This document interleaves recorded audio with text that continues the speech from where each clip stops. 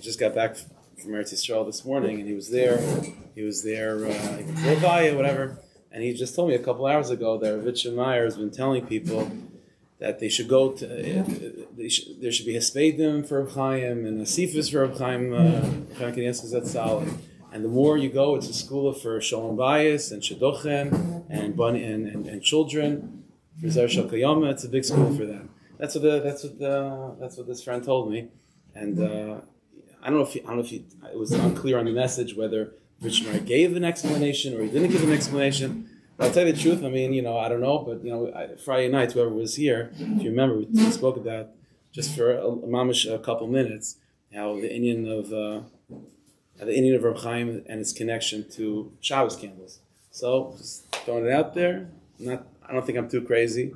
It's connection Shabbos candles, Shalom Bayis, Shidduchim. It's children. So the very fact that we're all getting together for whatever we're going to call this, it's not a hesped. I'm not roy for such a thing, but getting together to makasher ourselves, as the flyer said, right? To makasher ourselves to a spark of the light of the tzaddik. So I came up with that. I'm not like I'm being facetious here. So that's chus alone. We shall be zeicha to all things that come with Ner Shabbos. Okay, so I'll tell you like this. Let me pull back the curtain for a little bit. I find it personally very difficult to speak about a tzaddik, a current tzaddik, or even a tzaddik that was just recently nifter. You see, when you talk about Baruch Hashem by Kamal Vakshi Hashem, we get, obviously there's the usual Shabbos Yontif programming, but then there's also the extracurricular stuff, whether it be yard sites or especially Yom Tovim commemorating or connecting to old tzaddikim.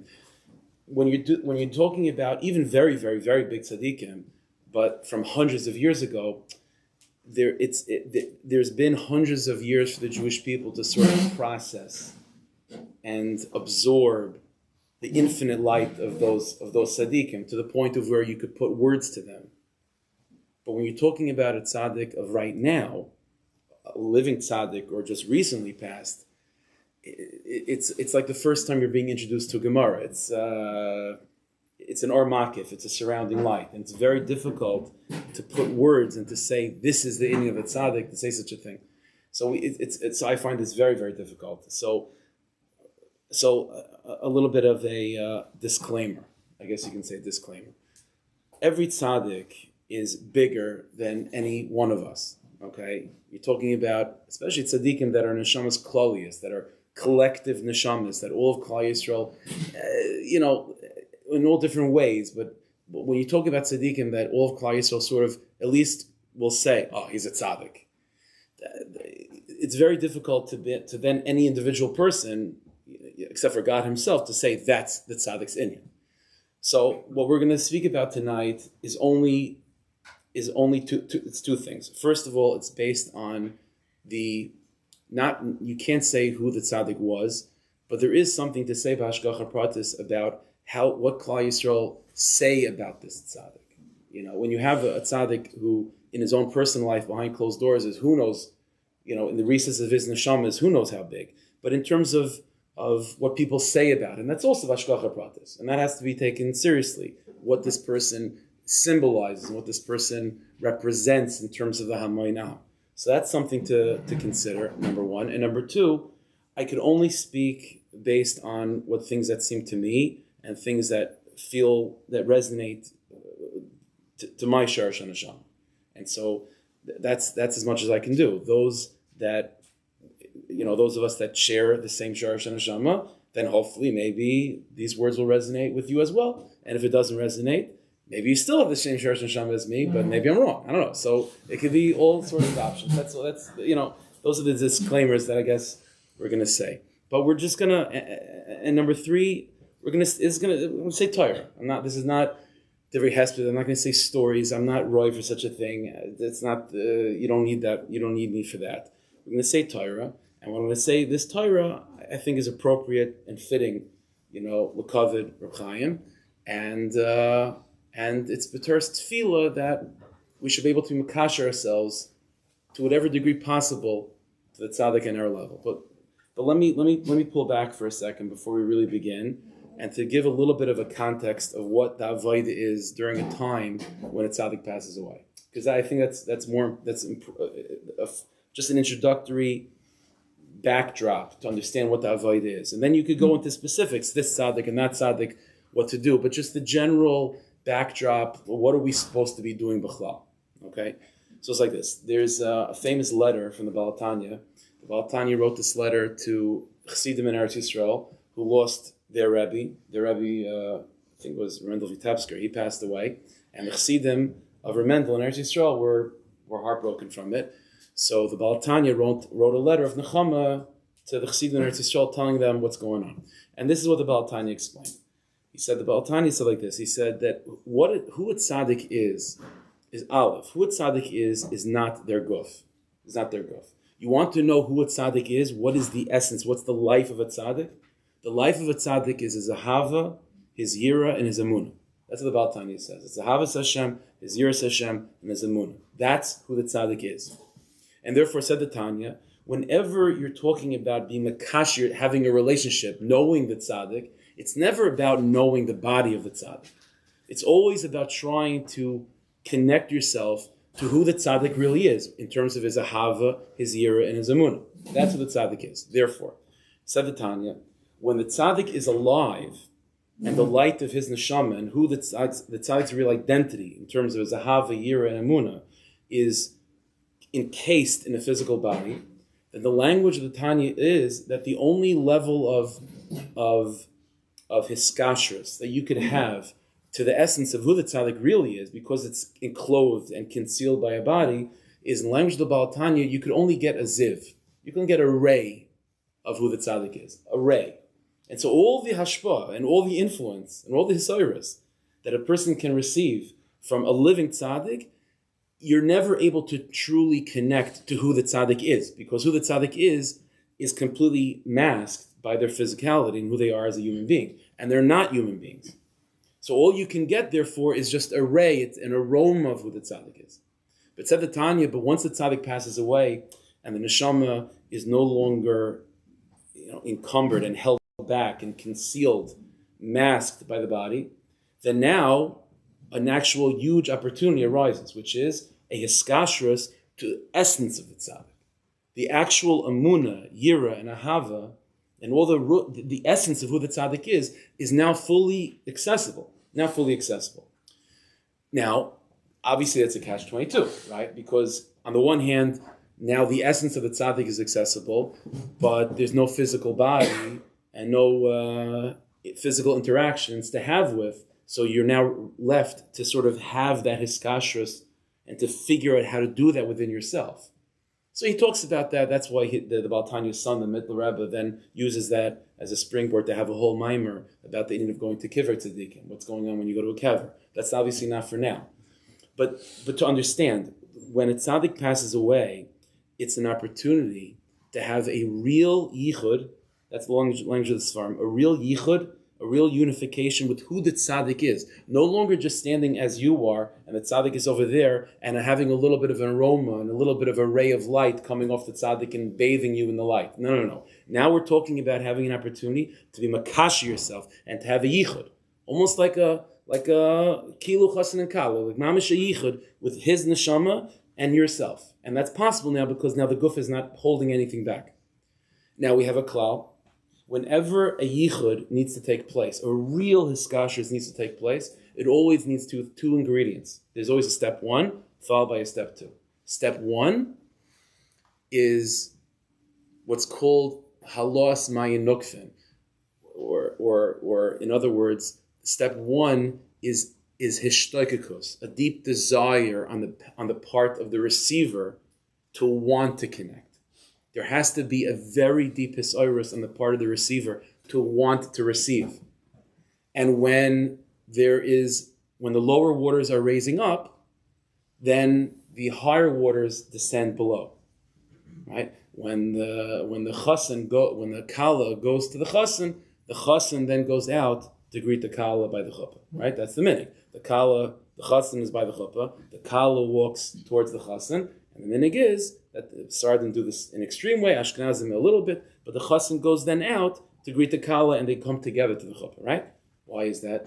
Because to have a real yichud, not just a ray from a distance. We're talking about a real hiskashrus. It needs a very deep cheshek, a very deep desire on the behalf of the receiver to come close, to want to come close. And this is why the avodah, when a tzaddik passes away, the initial avodah is with hespedim and bechias and mourning the great loss. There's an avodah to that. It's not just a human reaction when something chashuv is no longer here. So obviously you mourn it. But understand the avodah behind it. The avodah of mourning, the avodah of talking about what's lost, is not about woe is to us, yish, and despair. Because I'll tell you what, it goes two ways. Either a person feels that loss and then can fall into yish, right? Or you don't feel the loss and you fall into yish over the fact that you don't feel the loss, right? And I'm sure there's probably people in the room that fall into that category. And maybe you're here because you feel guilty about what would be if you didn't come, right? Something like that. So there is such a thing. But the answer is, there's an avodah. The avodah is to be the kala, to walk towards the chassan. And sometimes to do that by crying, by mourning, by talking about what is inaccessible, by what's, talking about the carrot that's just beyond your reach, that itself is opening you up to then receive the waters from above. So the more we can be makasher ourselves on whatever level possible to now want to connect to the tzaddik, and this is always the irony, right? It's always the irony. Because I'm sure many people have mentioned this to me. They're like, now all the videos are coming out, right? Now everyone's talking about Reb Chaim Kanievsky. What about 2 weeks ago, right? And it's like everyone was like, we should know that what we should do is we should find the gadol who's Kanain Har, Baruch Hashem, still alive, and let's make a whole campaign to make him, all Achir Mois Kedoshim, right? After they pass away, then all of a sudden everyone's talking about, if only. That there's a reason for that. Because that's the avodah. That's the avodah. The avodah is like, I feel bad I didn't see him more often, or I feel bad I didn't ever have the chance to go get a bracha, or I feel bad over the fact that I don't feel bad. That's all good. That's called making yourself a kli. It's called making yourself a vessel to receive. And then when you make yourself a vessel, then you're not just getting a ray of light. It's the essence of the tzaddik. So that's the general, again, backdrop of the avodah. The sense of loss. The sense of loss in the sense of if only, that itself, that's not a passive nebuch, woe is to us. That's an active kala walking towards the chassan. And then when the kala walks towards the chassan walks towards the kala. And then all of a sudden, like the Tanya says to the chassidim in Eretz Yisrael, when you have that, when you go through this process, you'll be able to find within yourself deeper levels of ahava and deeper levels of yira, deeper levels of emunah, madrigas that you were never able to reach before, upgrades in your own neshama. Why? Because no longer are you just getting a ray of light from the Rebbe. You're actually able to have a real hiskashrus in a real yichadik way with the Rebbe, because now his essence is accessible. So that's just the backdrop. Okay, so now let's begin. As I said, just to remind ourselves, this is only, we don't know anything about anyone. You don't know anything about anyone. We don't know anything about ourselves. We certainly don't know anything about tzaddikim of this level. That's for sure not. But as I said, what their I hate to say this, I'm not going to say these words, like what it would say on what's the website? If Hashem took it out of my head, I'm not going to say it. You know what I'm talking about, the dictionary website, that's Wikipedia, yeah? It's like, if whatever it says, what people say about the tzaddik is significant. It is significant. So what do people say about Reb Chaim? One of the things that certainly sticks out about Reb Chaim Kanievsky Zatzal that we all know is what? Kol HaTorah kul in the palm of his hand, right? Absolute recall in Kol HaTorah kula on all levels of Torah. Nigla, Nister, breadth and width of Torah, absolute recall and absolute hiskashrus. That's what you say. There's a million other things, and that's maybe even a tip of the iceberg of who he was, but that's what people say. So let's talk about that for a few minutes, okay? And the idea is to try to to make ourselves into kalos. That's the idea, to make ourselves into kalos, to walk towards the chassan, and hopefully we do that each one on our own level. A little bit of the chassan will enter into our lives and will become deeper and bigger oivdim because of it. That's as much as we could ask for. Okay, so let's go through this sugya a little bit. The sugya of kol hatarkul. Kol hatarkul. And again, all this is by way of hiskashrus to the tzaddik, of trying to develop within ourselves a longing to reach the tzaddik. Because again, the tzaddik you have to redefine it. The tzaddik is not the body. The tzaddik is that inyan of kol hatarkul. That's what the tzaddik is right now. So by learning and trying to dream about what it would be like to have kol hatarkul and what that inyan is, that itself means the kala coming towards the chassan. You understand? That's what it means. So let's talk about that inyan of kol hatarkul. Okay, so, but before that, I have no choice. We are at a funny time in the year right now, and I have, you're all here, so I have to use this as an opportunity. We're right between Purim and Pesach, yeah? Okay. So I've been mentioning this a couple times already from before Purim, and I feel like it's I think it's an important mimer to use this year. Rabbi Nachman Breslov taught that before Mashiach comes, even though for many generations, for all generations, until the very end, the beginning has always been defined as Pesach. Pesach is the beginning. But before Mashiach comes, one has to begin to redefine the beginning as Purim. And Purim has to reshape our perspective of Pesach through Shavuos. So instead of a thing like Purim is the end of, the previous year, and Nisan is a new chapter, a new Yom Tovim season, no. Pesach is redefined by Purim, Sfiras Omer, Shavuos, it's all being redefined by Purim. So we have to think about that. In what way does Purim redefine Pesach through Shavuos? That's Aleph. Beis, when it comes to Pesach, okay?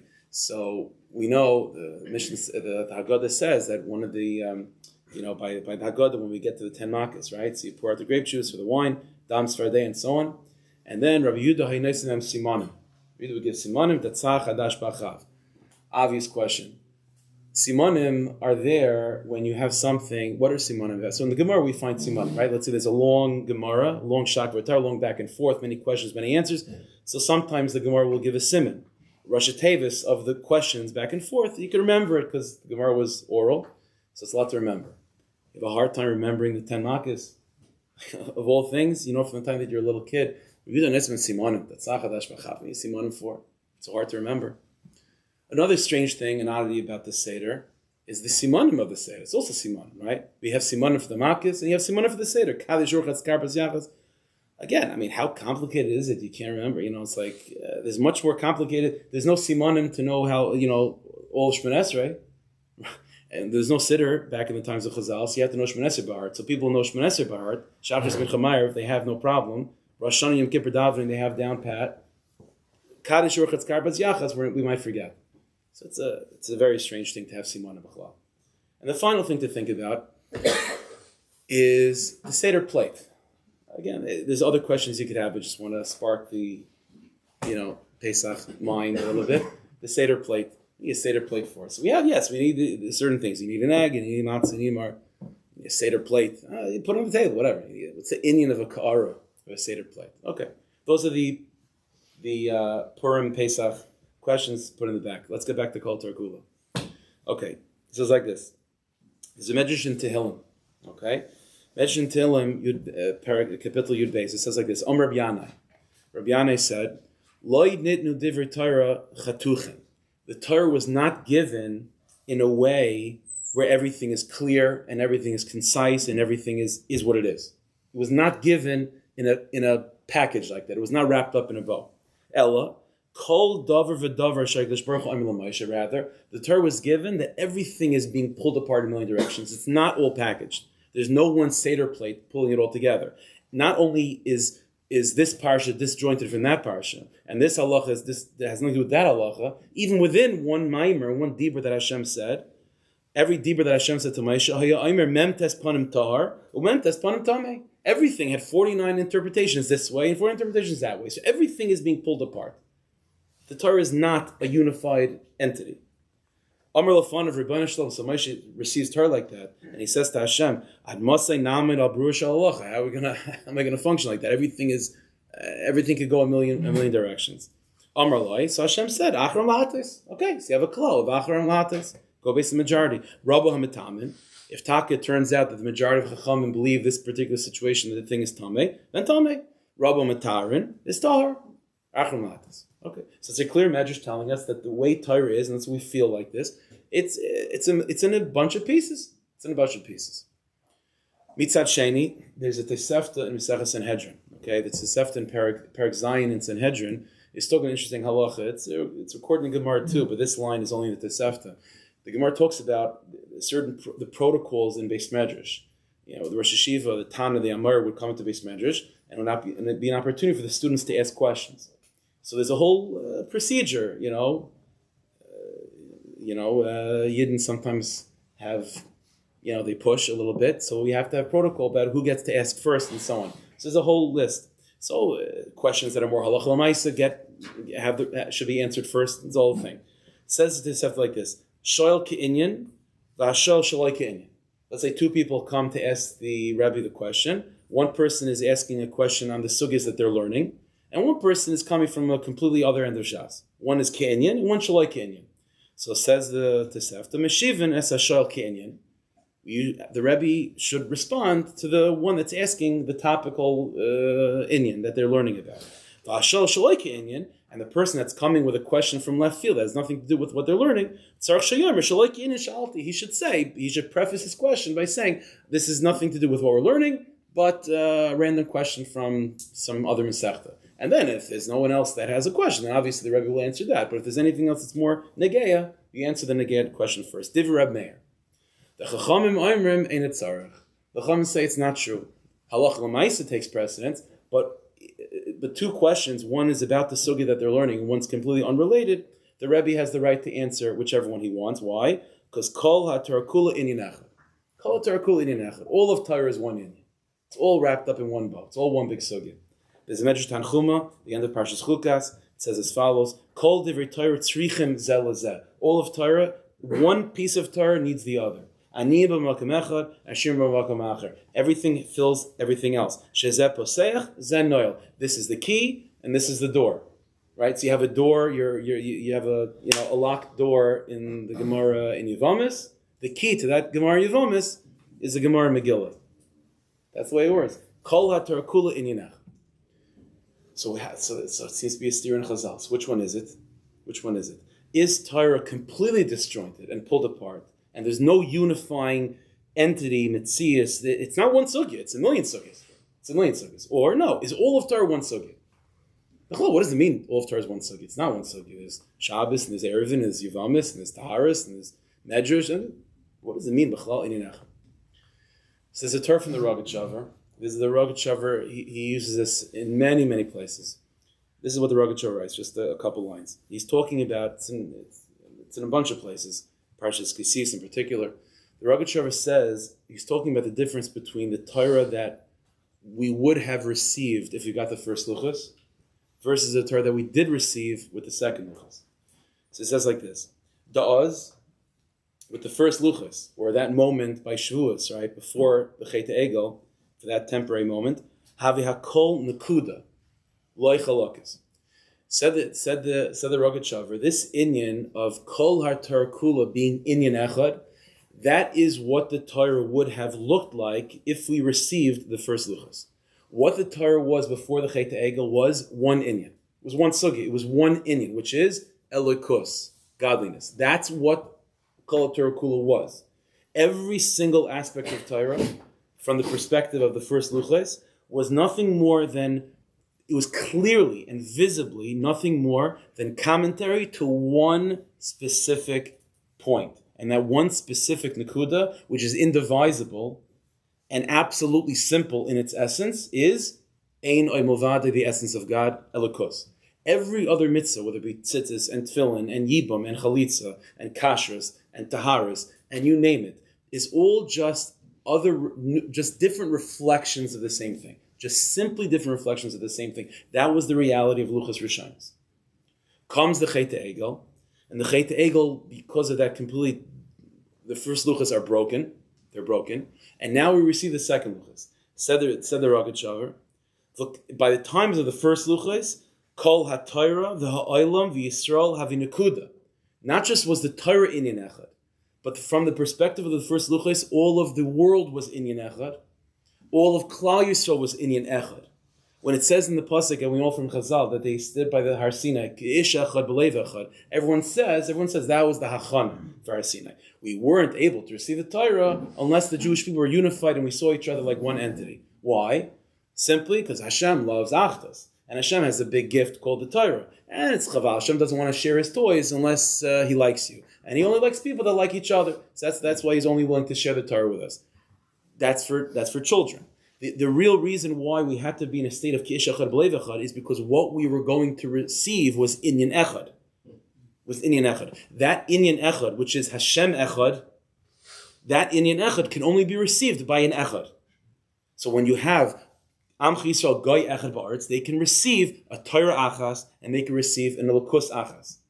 This is why the Svarim say in Rosh Hashanah davening, so we go through Malchus, right? We go through Malchus, the 10th Sukkah, talking about how Hashem is the king, and then it says, the last line is, U'b'seroscha kasav leimar, Shema Yisrael Hashem Elokeinu Hashem Echad. So Chassidish rabbis used to say, that's all it says, B'seroscha kasav leimar. It all says is Shema Yisrael Hashem Elokeinu Hashem Echad. What if it's a lot of other psukim?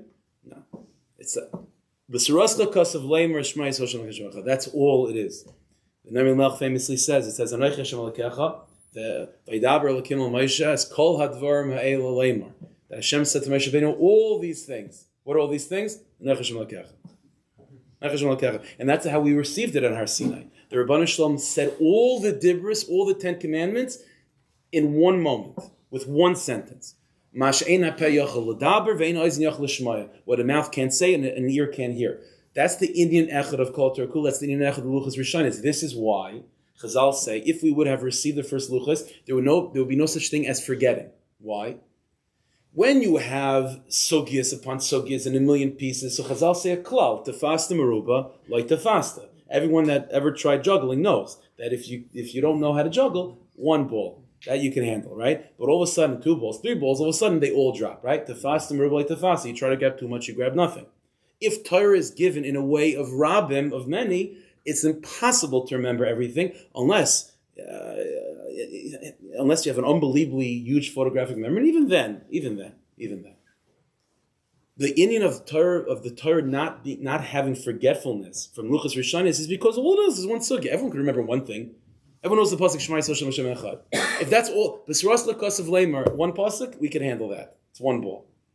The chaval of Chet Egel is that what? Is that the Luchas Rishonis were broken.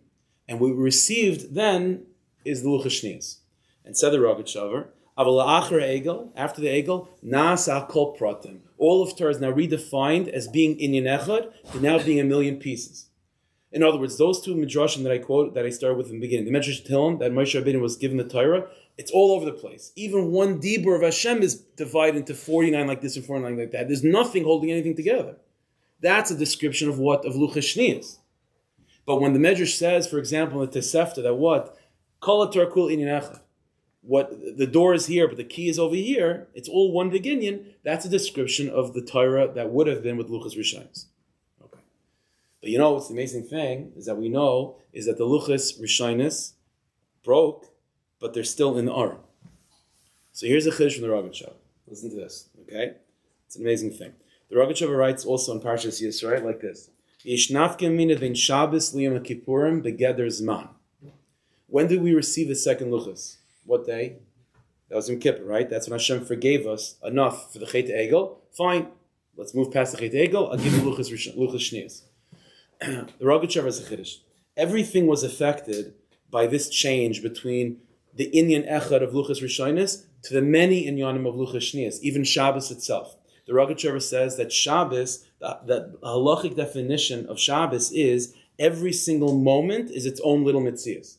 There is no one thing that's called the 24 hours of Shabbos. Here you go. The pasuk says Mechaleha Mois Yumas, that those that desecrate Shabbos are Chayiv Misa. The Medrash asks, what's Mois Yumas double lashon? Chazal Medrash says Mois Yumas means Al Kol Rega V'Rega. It means that Shabbos itself, time itself, you can look at it in 2 ways, right? When you have a day, is it one big day that's being given to you, or are you being given pieces? So from the perspective of what the V'luchas Rishayna is, time itself is one big. Everything is one. Torah is one. The world that's created from Torah is one. So time itself is given as one. But from the Luchas Shniyas, the second Luchas perspective, everything is divvied out in small pieces. It says in Pasuk Chazal, say even Shabbos is affected by that, and Shabbos is in such a way of kol rega v'rega. Said the Rogatchover, because of that, halach l'maisa, if you have a kid that becomes bar mitzvah in the middle of Shabbos, or let's say a person is magayer in the middle of Shabbos, then guess what? Then he's chayiv midiraisa to keep the rest of Shabbos. He didn't have the full 24 hours. Shabbos is not 24 hours. Shabbos is every single moment of Saturday. It's every single thing. Said the Rogatchover, that Shabbos, but not Shabbos Shabbosin, not Yom Kippur. Yom Kippur still holds on to what? To the mitzias of Luchas Rishaynos. Said the Rogatchover, the mitzias of Yom Kippur is not like Shabbos. Yom Kippurim hu azman etzem. Yom Kippur, halachically, said the Rogatchover, he proves this. I'm not going to bog you down with the proofs, but the Rogatchover proves that the mitzias of Yom Kippur is not every moment of Yom Kippur. It's a new obligation, this moment fast. Rather, Yom Kippur is 24 hours, and the 24 hours of Yom Kippur is being given to you from the beginning.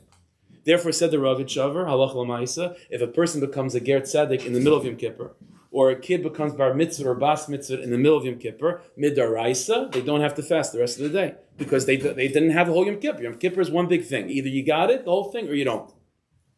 In other words, what the Rogatchover is revealing to us is as follows, is that although the first luchas we didn't receive in full, and what we received at the end was what? Was luchas shniyas, which seems to us as what? As just juggling 50 million balls. But that's only what it looks like to the surface. But the Chiddush of Yom Kippur, what's the Chiddush of Yom Kippur? The Chiddush of Yom Kippur, the day that the second luchas were given, means that behind the scenes, even behind the scenes of the many details of Torah, there is still the Inyan Echad.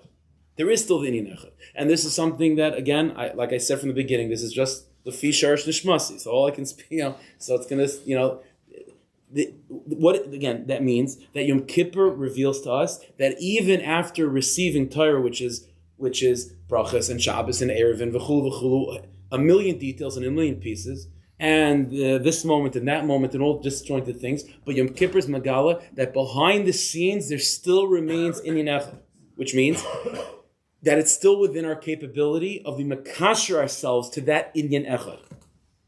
And when you connect yourself to that Inyan Echad, then that's a way of being able to somehow keep hold of all the million pratim. And even though there's such a thing as forgetfulness in Torah now, because it's 50 million balls, but there is still a kayach in the world of what? Of knowing kol ha-Torah kula, which runs against the rule of tefasta merba like tefasta. How is it possible for a tzaddik to be able to know kol ha-Torah kula in the palm of his hand? That tzaddik also believes in the Gemara. The Gemara paskins tefasta merba like tefasta. There's nothing great. Arucha meretz mida. The Torah is great. There's nothing great. There's nothing more roiv. There's nothing more that's more numerous than Torah itself. And tefasta merba like tefasta. The answer is, in order to have an achiza, in order to have a hold on kol Torah kula, and to have absolute recall, total control of kol Torah kula, it means that you're still holding by luchas rishaynos. It means that you're still connected to the Inyan Echad behind the scenes. And this is why even one of the Spades in Eretz Yisrael, I can't remember which tzaddik it was, but they mentioned the Medrash in Shir Shirim. That the Medrash in Shir Shirim says that when you have a tzaddik who's a bechina of shakol boy, an eshkol, that kol Torah kula is in his hands, that person is a bechina of Yom Kippur. That person brings the kapar to the Jewish people. Stam. So it was said, it's a Medrash. Fine. So it's mechazik.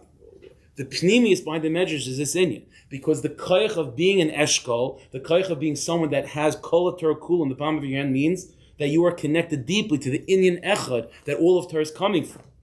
When a tzaddik that is kol ha-Torah kula learns any particular piece of Gemara, it's elikus. It's elikus. That's all he's thinking. That's all he knows. That's all he's paying attention to. That's why everything is an absolute recall, because b'saras l'kasav leimar, one pasuk, Shema Yisrael Hashem Elokeinu Hashem Echad. That's all there is. So of course that person is the bechinas Yom Kippur. This is why it's an amazing thing. This is why it's an amazing thing that we find that this is an interesting point. What is the longest pasuk in all of Chumash? I'm not going to start going through each pasuk and go through that. You know what I'm saying? The longest pasuk in terms of words in all of Chumash. In other words, what does it mean, a long pasuk? It means a lot of tefasta meruba, not tzumzach, not to the point, lengthy, many balls to juggle in this pasuk. The longest pasuk in all of Chumash is in fact the first pasuk in the story of the Chet Egel. The pasuk says it's in Parashas Kisisa. Just 1 second, I'll read it to you, and you'll see when I read it. It's not a long pasuk. The pasuk says like this. Yeah. Vayarham ki baishish Moshe l'redis min ahar. Right? People saw that Moshe Rabbeinu delayed from coming down. Vayikol ha'am al Aaron. They gathered to Aaron. Vayamru Elov, and they said to him, "Kum asay lanu elahim. Come make for us a god. Asher yelchul finenu, who will come walk before us. Ki zeh Moshe ish, because this person Moshe, Asher hilanu Eretz Yisrael, that took us out of Egypt. Lo yadanim ha'yolai. We don't know what happened to him. That's the pasuk. It's the longest pasuk in all of Chumash. Fine. Why? Because again, what's the Chet Egel? The Chet Egel disconnects us from Luchas Rishonos and throws us from what? From Inyan Echad to what? To many Inyanim. So of course the longest pasuk with so many words is going to be the first pasuk in Chet Egel. But what's the longest pasuk in all of Tanakh? So the longest pasuk in all of Tanakh is in Megillas Esther. Okay, it's Megillas Esther. The pasuk says in Megillas Esther, again I'll find a few. And I think it's in Perek Ches when Haman is killed, and so the pasuk says that Achashverosh gives permission to Mordechai and Esther to write a new letter, right, to send to the whole world for the Jewish people to defend themselves and destroy Haman. That's the longest pasuk in all of Tanakh. The pasuk says, I'll read it to you, it's Mahamshul one pasuk. Vayikaru Sefer Hamelech Beisahi b'Chodesh Hashlishi b'Chodesh Sivan b'Shloisha v'Esrim Boi Vayikasav Gechol Asher Tziva Mordechai Yehudim v'Lachash Darpinin v'Apachei Sori HaMedina Sashamoid v'Akosh Shev v'Esrim Medina Kichsav v'Avam Kol Shaina v'Yehudim Kichsav v'Kol Shaina. That's the longest pasuk in all of Tanakh. Why? Because that's the secret of Purim. The secret of Purim in Yom Kippur is Yom Kippur. It's Yom Kippur. Because Yom Kippur is what that there's Taka Kayach, that even though the Luchas Rishonos were broken, but the Shivrei Luchas, the second Luchas behind the scenes contain a level of Inyan Echad. Purim is that on steroids, because what is Purim? Purim is many Inyanim. The whole storyline of Purim took a very long time. Like, it was 13 years, right? That's what Purim was. And every single piece of the Megillas Esther is completely irrelevant. This isolate each point is completely irrelevant. The Jewish people living through the story of Purim is completely irrelevant. Every single nakuda. Only at the very end was it revealed that the one God, the God who was Rasla Kasav Leimer, Shema Yisrael Shem Elokeinu Shem Echad, the Inyan Echad of the Luchas Rishonos, are not only behind the scenes somewhere that you have to that somehow you could find. The riboy pratim, the details, the 50 million balls that we're juggling throughout the Megillas Esther is itself the Inyan Echad. That's the whole Inyan of Purim. And so the longest pasuk in all of Tanakh is a tikkun for the longest pasuk in Chumash. The tikkun, the Chet Egel, comes from Purim. This is why Rabbi Nachman said that Purim, the pur of Purim, turns into the para aduma, to be masakin for the Chet Egel, to prepare us for Pesach. Because this is what Purim does. Purim realigns for us that the riboy pratim, the many details of Yiddishkeit, the details, the 50 million balls that we experience viscerally from Luchas Shniyas, are not only is the residue of Luchas Rishonos still there, which is Yom Kippur. It is Luchas Rishonos. It just looks like a million details, just like the storyline of Purim looks like a million details, and it looks like Teva, and it looks like coincidences, everything going, and any particular moment, because it looks like nature in the story of Purim, it could have been a million things. It could have been a million things. See, that's the difference. When you're talking about Luchas Rishonos, there's no possibility of there being anything else. That's what the Rebbeinu Shalom is. But when you're talking about nature and coincidence, like the Megillas Esther, it could be anything. So any particular moment could have been another thing. And so the whole inner Megillas Esther is disjointed. You drink until you don't know what's up, what's down, till you're disjointed. Right? That's what you do in Purim. And Afal Pikein, that itself is Yichud. That itself is B'sras L'Kasav Lamer. That Purim therefore redefines for us what Pesach is about. What's Pesach? Pesach is not just a time where the Rebbeinu Shalom took us out of Mitzrayim. Pesach was a time where the Rebbeinu Shalom is preparing the world to receive Luchas Rishonos on Shavuos. That's what it is. What is Shavuos? Shavuos is the moment where the Rebbeinu Shalom gave us the Luchas Rishonos. So what are we celebrating Shavuos for? We didn't get the Luchas Rishonos. He's preparing us. We hear that Sarah Dibris is very nice. It didn't make it. The experience of the Aseret Dibros of what? Of Kol HaTorah Kula being given b'dibur echad, we didn't experience. It didn't make it. It didn't last. The answer is Purim tells us you could celebrate Pesach, and you can celebrate, and Pesach prepares the world for that. Pesach takes, everyone knows from Gerach Sidim, the Sfasem Hiskashrus, they used to say about this a lot, that the Rebbeinu Shalom created the world with 10 utterances, the Asar Mamaris, right? Every one of the Mamaris is described with the name Elokim. Elokim means Baal HaKoiches Kulam. Elokim means there's a million stuff going on, a lot of balls. Even the name of Hashem, it's Lashon Rabba. It's Mamash Lashon Rabba. Elokim, it's Lashon Rabba. So that's Asar Mamaris, because the world that was created, the tangible world that we see, the world that Purim is involved in, it's a very long pasuk. And it's a very long pasuk. And that's a world that's not ready to receive, to have the light of the Luchas Rishonos redefine reality. So therefore, said the Hiskashrus and so on, that you need the world to go through the 10 makkos. And what happens by the 10 makkos is that the world is being reoriented to be able to become a vessel to receive the inyan echad of the Aseret Dibros. This is the secret of why Rabbi Yehuda Hainasim Simanim. Why does Rabbi Yehuda have to give simanim? The meaning of a siman is what? Is to help make sure that you remember it. How do you remember it? By making this shak v'tari, which is very complicated, inyan echad. What do you have to do there for the makkos? It's easy. The answer is Rabbi Yehuda is not giving you a siman in order to remember what the makkos are, because you might forget the 10 makkos. Ask your little kid, he'll tell you the 10 makkos. Rabbi Yehuda is revealing to you what the makkos are. He's telling you what the makkos are simanim. The makkos are preparing the world to be able to remember Kol Torah Kula. To receive a Torah of Luchas Rishonos.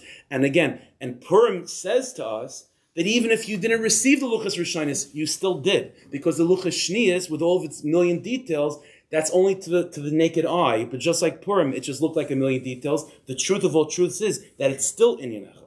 It's still Inyan Echad. This is why, let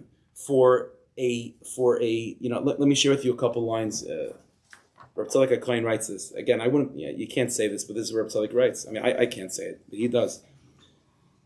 He says like this. I've mentioned this, I quote this before, is that Kol HaMachave Mitar Shebechsav V'Tar Shebal Peh. There is one inyan that all of Torah Shebechsav and all of Torah Shebal Peh is trying to drill into our heads and into our hearts. Sheyasig ha'adam, shekol chiyusai v'kiyumai. That person should understand, to truly absorb, that his entire life, his entire existence, v'chiyas olam kula, the life force of the entire universe, umaloi, and all of its complexities, is ma'ashem yisbarach. It's coming from one place, and there's one root, and there's one life force behind all things, and all there is one. V'shu adayna umalkei v'zakol hachachmes v'asaydis hagenuzim shel Torah shebechsav v'shel Torah shebal peh. And this is all the wisdom of Torah at all. It still is one inyan. The only way to get to that inyan echad is if you go into Torah looking for that inyan echad. When you want to believe that inyan echad and you're looking for it, then the luchas shnias reveal themselves to still be the luchas rishonos. And then you're able to experience Pesach and to go through the Seder, and you could take all the disjointed things and have one kara, one Seder plate that binds it all together. And you can have simanim telling you throughout the entire Seder what to do next, because it's all inyan echad. That's the secret of Pesach. Pesach is, again, it's a yontif that we're able to fully connect ourselves to because we have the chizik of Purim. When Purim reveals to us that even in a disjointed world of Teva, where there's 50 million balls, it's still one inyan. The 50 million balls is one inyan. Varaya Purim. So now we can believe, if that's really what it is anyway, then maybe we could be Zaycha to experience the inyan echad. And to experience the inyan echad, that's Pesach through Shavuos. But you need the Hiskashrus to know that the world that you're living in is still a world of inyan echad. And that's what Purim is. This is why we find an amazing thing. There's a fantastic medrash. It's a Gemara in Baba Basra. The Gemara, it's one of the Ayin Gimel Mevez in Baba Basra. It's one of the Rabba Bar Chana Gemaras. Rabba Bar Chana Gemaras. There's a whole bunch of stories over there from Rabba Bar Chana. Fantastic, mamash, crazy stories. So let me share with you one quick, mamash, a couple lines. It's part of a longer story, but just a couple lines of it. It's already getting late. And listen to this. So it says like this. Have a kazlina b'midbara. So Rabbi Baruch said, I was going with some of my friends. We were going in the midbar, in the desert. The Slavi Ba'adon Hutaya, and traveling with us was this Arab merchant. To have a shokel afra, and he had a chiddush. He would be able to take dirt that he was standing on, umarachlei, and smell it. Va'amar ha'urch l'dach plan. And you'll be able to say, oh, this piece of dirt, if you follow this piece of dirt straight, it'll get you to that particular place. That was his chachma. Va'urch l'dach plan. And this piece of dirt will take you there. So the Gemara says, Amri, so he said to him, Kama merchikin mimaya. So we're in the desert. So smell our dirt and tell us, how far are we from water? How far are we from water? V'amar lan, and he tells him, okay, he smells the dirt, and he tells him specific instructions. It's nice.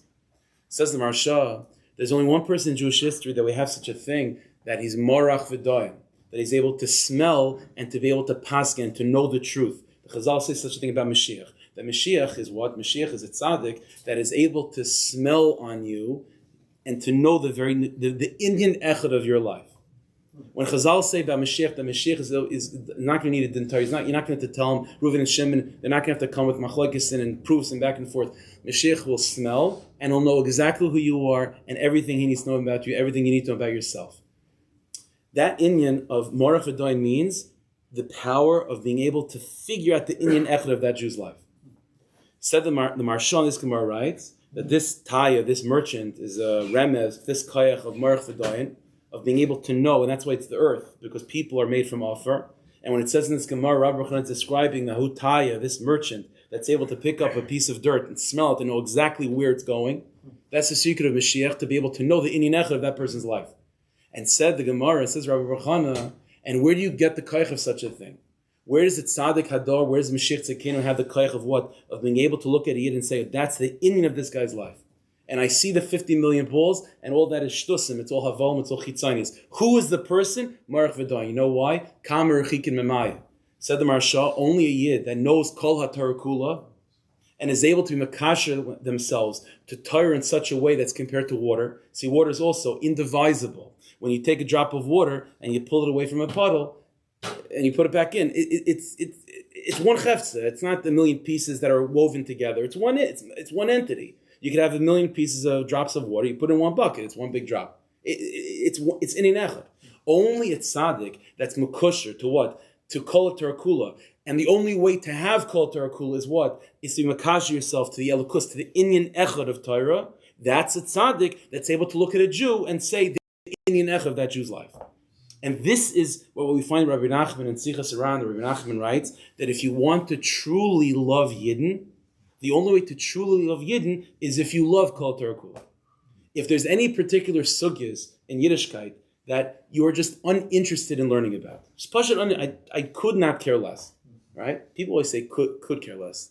If you want to make the point, it's I could not care less, right? So the guy, I could not care less about that sugya. Then that means you can't love Yidden. Rabbi Nachman says such a thing. And the siman of what? Of loving Torah is if you love Yidden, loving Torah. Why? Because to love a Yid means you have to be mark v'doyin. It means you have to look at this person and see Inyan echad of that guy's life. And everything else is a distraction. And to be mekusha to Inyan echad, it means that you have to see the Inyan echad in Torah too. It's either your luchas rishonos or your luchas shneis. Like I said from the beginning, I have no hasag. I don't know. Only the Rebbeinu Shalom knows how nothing I am. Only the Rebbeinu Shalom knows that.